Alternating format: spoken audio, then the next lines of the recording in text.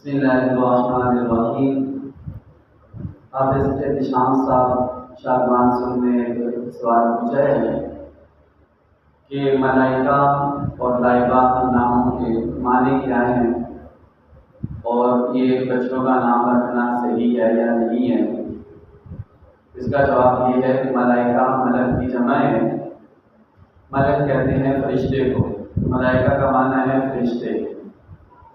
یہ نام رکھنا صحیح ہے، لیکن یہ ہے کہ زیادہ بہتر یہ ہے کہ ایسا نام ہو جو کسی امہات المومنین میں سے کسی کا ہو، یا نبی علیہ السلام کی بیٹیوں میں سے کسی کا ہو، یا صحابیات کے ناموں میں سے کسی کا نام ہو، وہ رکھنا زیادہ بہتر ہے۔